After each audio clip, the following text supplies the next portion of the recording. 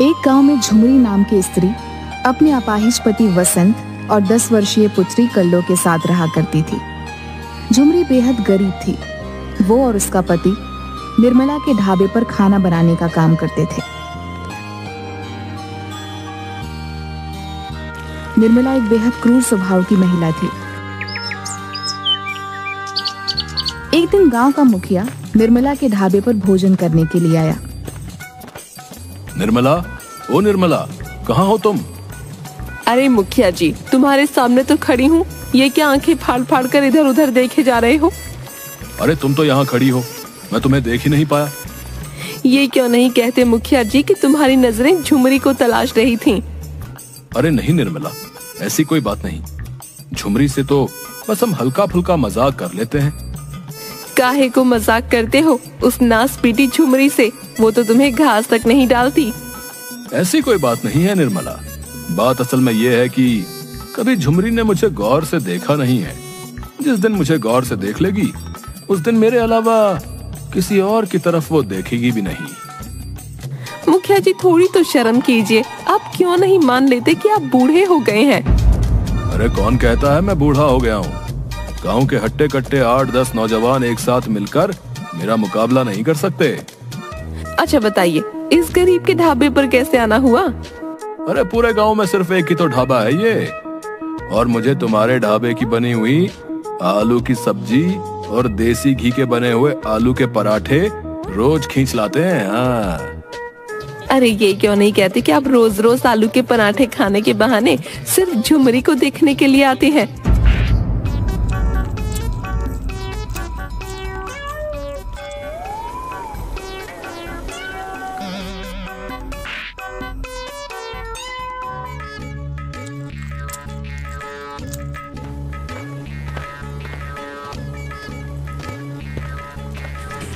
निर्मला जी, ये मुखिया ढाबे पर भोजन करने नहीं, सिर्फ मेरी पत्नी को गंदी नजरों से देखने के लिए आता है। आप मुखिया को ढाबे पर आने के लिए मना क्यों नहीं कर देती? तेरा दिमाग तो ठीक है बसंत। मैं अपने ग्राहकों को भला आने से क्यों मना करूंगी? मुखिया मेरा ग्राहक है। मुखिया से मुझे महीने की अच्छी आमदनी होती है। लेकिन आप उससे इतना तो बोल ही सकती है ना कि वो मेरी पत्नी को उल्टी सीधी नजरों से देखना बंद करे। अरे तुझे अपनी पत्नी की अगर इतनी ही चिंता रहती है तो फिर उसको घर पर रख और घर के अंदर बंद करके रख। क्यों काम करवाता है उससे? मजबूरी है निर्मला जी, आप तो जानती ही हैं मैं अपाहिज हूँ और मेरी एक 10 वर्षीय बेटी भी है। ये बात तुझे समझ में क्यों नहीं आती लंगड़े कि तू लंगड़ा है, अपाहिज है? अरे तू 2 वक्त की रोटी भी अपनी पत्नी और बेटी को नहीं खिला सकता, लेकिन अकड़ तुझ में अंबानी से भी ज्यादा है। लेकिन निर्मला जी, इससे ज्यादा मैं तेरी बकबक बर्दाश्त नहीं कर सकती बसंत। अगर तू यहाँ 2 सेकंड और रुका तो तुझे और तेरी पत्नी झुमरी को धक्के देकर ढाबे से बाहर निकाल दूंगी।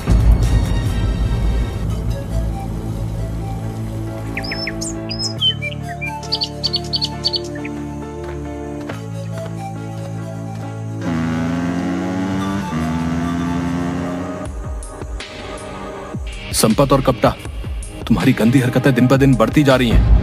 अबे तो तू क्या कर लेगा बे लंगड़े हैं बे? वैसे भी तुझसे कुछ होता तो है नहीं, हम तो तेरी मदद करना चाह रहे हैं। संपत भैया सही बोल रहे हैं बसंत। मुखिया जी इस गांव में सबसे अमीर व्यक्ति हैं, धन की कोई कमी नहीं है उनके पास। मैं कहता हूँ मुखिया जी की बात मान ले, वो तेरी पत्नी झुमरी को रानी बनाकर रखेंगे, रानी। तुम दोनों की हिम्मत कैसे हुई मेरे सामने इतनी घटिया बात करने की? लो भाई कर लो बात है।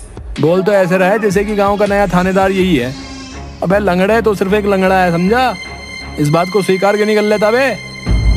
संपत भैया सही बोल रहे बसंत। लोग धरती पर बोझ होते हैं, बोझ, पर तू तो अपनी पत्नी के ऊपर बोझ है। और मैं तो तुझे एक सलाह देता हूँ बे बसंत, और इससे सबका भला हो जाएगा, समझा? तेरी पत्नी का भी और तेरी बेटी कल्लो का भी। अभी जाकर किसी ट्रेन की पटरी के नीचे आ जा तू। संपत भैया सही बोल रहा है बसंत। जब तू नहीं रहेगा तो झुमरी को मुखिया की बात माननी पड़ेगी।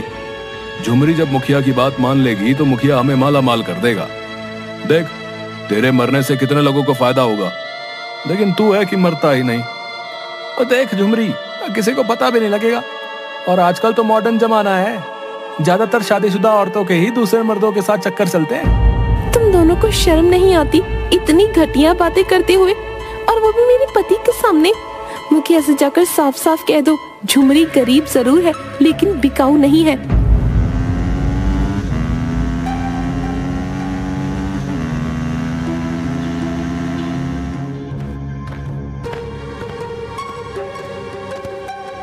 क्या हुआ संपत और कपटा, झुमरी माने कि नहीं मानी? हमने उसे समझाने का बहुत प्रयास किया मुखिया जी, लेकिन वो नहीं मानी। संपत भैया सही बोल रहे मुखिया जी, हमने झुमरी को बहुत समझाने का प्रयास किया। मेरे ख्याल से जब तक उसका पति बसंत जिंदा है, मुझे नहीं लगता कि आपका काम हो पाएगा। इस लंगड़े को भी पता नहीं मुझसे क्या दुश्मनी है। अरे मैं उसकी पत्नी से सिर्फ 2-4 प्यार की बातें ही तो करना चाहता हूँ, और उसके बदले उसे ढेर सारे रुपए भी देने को तैयार हूँ, लेकिन उसका लंगड़ा पति मेरी बात मानता ही नहीं। अरे आप तो बहुत धनवान हो मुखिया जी, अगर आप कहो तो मैं बसंत को रास्ते से हटवा देता हूँ। संपत भैया सही बोल रहे हैं, वैसे भी लंगड़ा किसी काम का तो है नहीं। चलती हुई बस के सामने फेंक देंगे, बोल देंगे लंगड़ा रोड पार कर रहा था और बस की टक्कर से उसकी मौत हो गई। तुम दोनों का दिमाग तो ठीक है, तुम दोनों इस उम्र में मुझे हथकड़ियां पहनवाना चाहते हो। अरे तो फिर आप ही बताओ हम क्या करें? अब तो सिर्फ एक ही उपाय है, मुझे पूरी उम्मीद है कि वो उपाय जरूर काम करेगा। चलो मेरे साथ।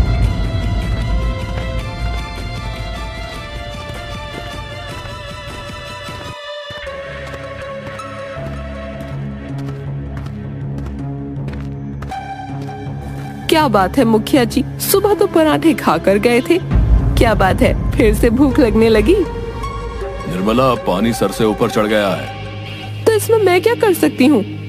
कल तुम झुमरी और उसके पति को काम से निकाल दो, और मैं गांव में सबको बोल दूंगा कि झुमरी और उसके पति बसंत को काम ना दिया जाए। अरे मुखिया जी, सिर्फ आप झुमरी की बात करिए, वो बसंत तो लंगड़ा है, उसे कौन काम देगा? संपत भैया सही बोल रहे हैं। मुखिया जी, मेरा तो नुकसान हो जाएगा, क्योंकि झुमरी मेरे ढाबे पर खाना बनाती है।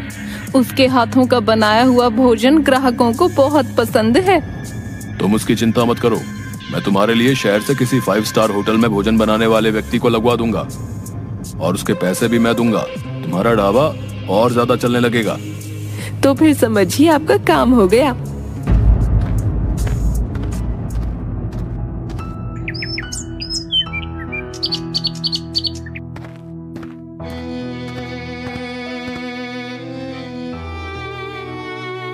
तुम दोनों निकल जाओ यहाँ से, मैंने शहर के 5 स्टार होटल से खाना बनाने वाले को बुलवाया है, अब तुम्हारी कोई जरूरत नहीं। ये क्या कह रही हैं आप अच्छी तरह से जानती हैं हम दोनों आपके ढाबे पर काम करते हैं और इससे हमारी रोजी रोटी चलती है। अरे तो क्या मैंने तुम्हारी रोजी रोटी का ठेका ले रखा है? मेरी मर्जी, निकलो यहाँ से। ठीक है, तो फिर हम दोनों की 1 महीने की पगार दे दीजिए, हम चले जाते हैं। तेरा दिमाग तो ठीक है झुमरी, कौन सी पगार मांग रही हो? दिन भर तो तू कोई काम धंधा करती नहीं थी, मुंह उठाए बस नैन मटक्का करती रहती थी। और तेरा लंगड़ा पति, वो तो सिवाय कुर्सी तोड़ने के अलावा दूसरा काम नहीं करता। ये कैसी बातें कर रही हैं आप? आपको मेरे चरित्र पर लांछन लगाते हुए शर्म नहीं आती? बड़ी सती सावित्री बनती फिरती है, मेरा मुंह मत खुलवा। अगर बोलना शुरू करूंगी तो तेरे कानों से धुआं निकलने लगेगा। निर्मला ने बसंत और झुमरी को धक्के देकर बाहर निकाल दिया। वो दोनों बेचारे रोते हुए घर पर गए तो उन दोनों को अपने घर के बाहर उनकी बेटी कल्लो रोती हुई मिली। क्या हुआ बेटी कल्लो, तुम रो क्यों रही हो और बाहर क्या कर रही हो? मकान मालिक ने मुझे मार मार कर घर से निकाल दिया और सामान भी फेंक दिया। लेकिन क्यों?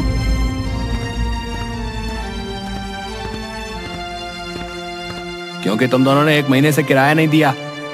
अगर आप हमें घर से निकाल देंगे तो हम कहाँ जाएंगे? हमें कुछ दिन की मोहलत और दे दीजिए, हम किराया दे देंगे। तुम दोनों कहीं भी जाकर मरो, मुझे कोई फर्क नहीं पड़ता, और मुझे तुमसे अब कोई किराया विराया नहीं चाहिए, क्योंकि ये मकान मैंने मुखिया को बेच दिया है।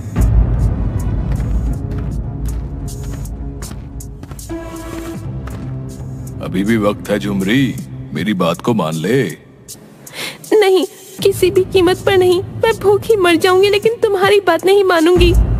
अरे अपना नहीं तो कम से कम अपनी इस बेटी का तो ख्याल कर।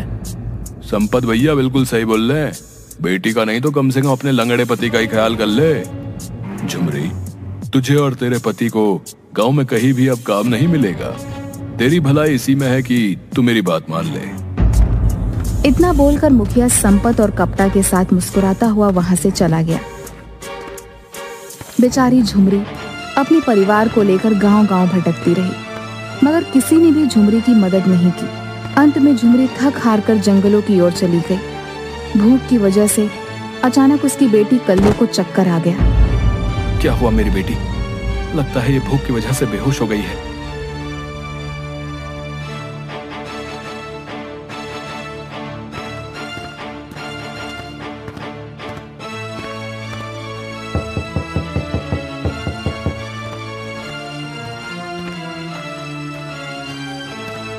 क्या बात है, इस जंगल में तुम अकेली क्या कर रही हो? मेरी बेटी वहाँ बेहोश हो गई है, मेरी मदद कीजिए। वह बूढ़ी औरत बेहद दयालु थी।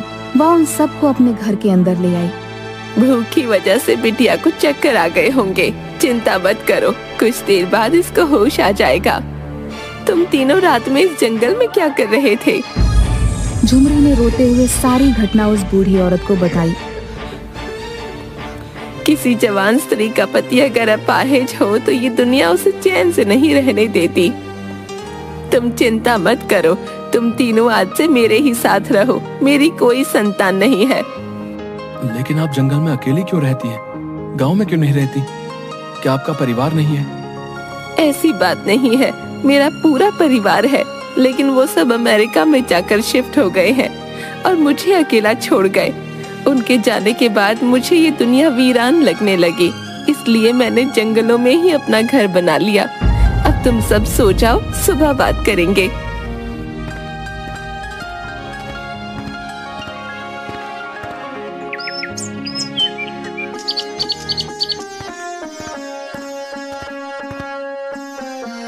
तुम ढाबे पर भोजन बनाने का काम करती थी ना?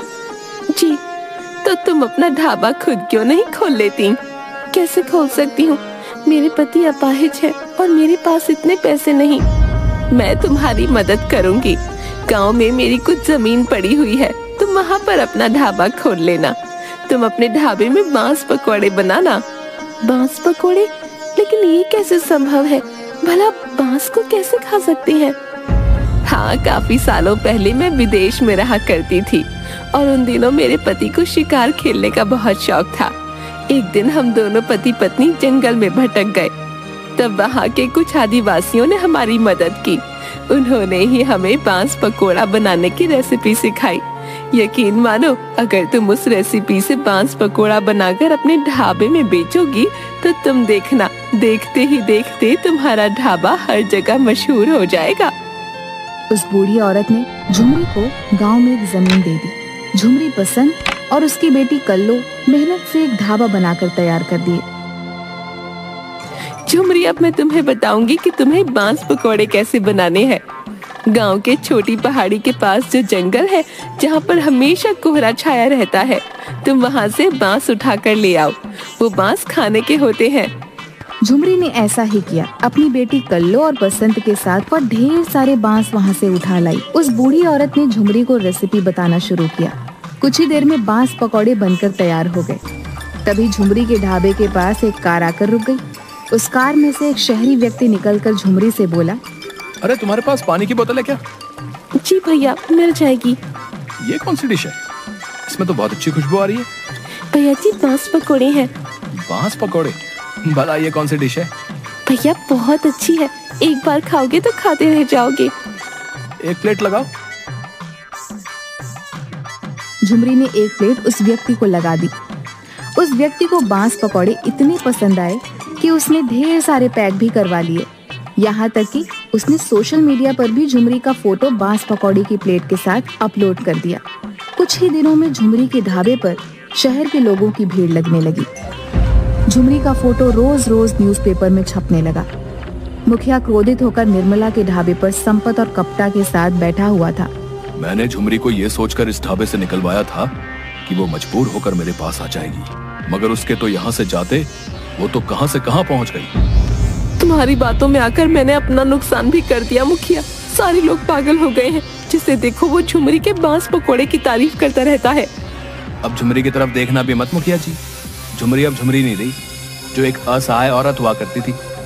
आज की तारीख में उसके पास 6 लग्जरी कारें हैं, जंगल में एक वीआईपी बंगला बनाकर वो उसमें बेहद टाइट सिक्योरिटी के साथ रहती है।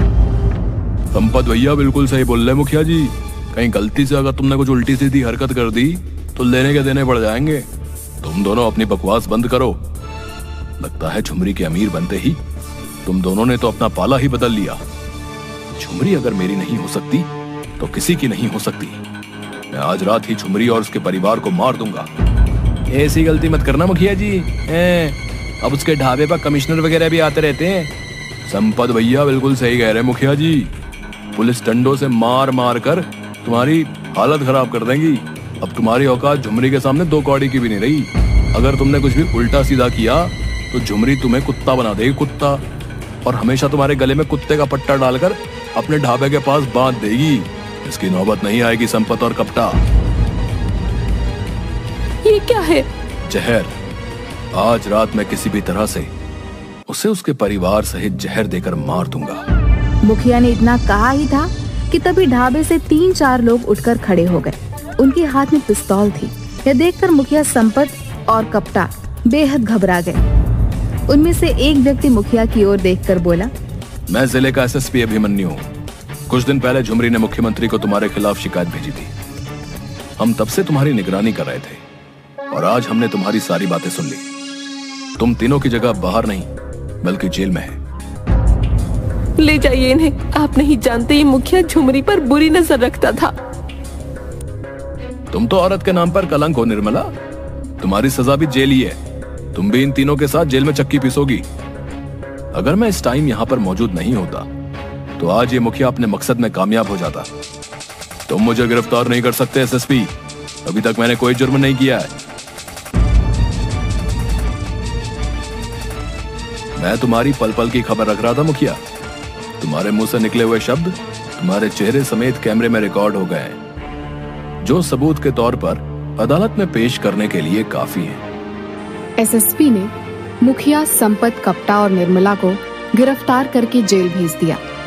झुमरी आज भी बांस के पकौड़े का ढाबा चलाती है और उसके बनाए हुए बांस के पकौड़े सबको बहुत पसंद आते हैं।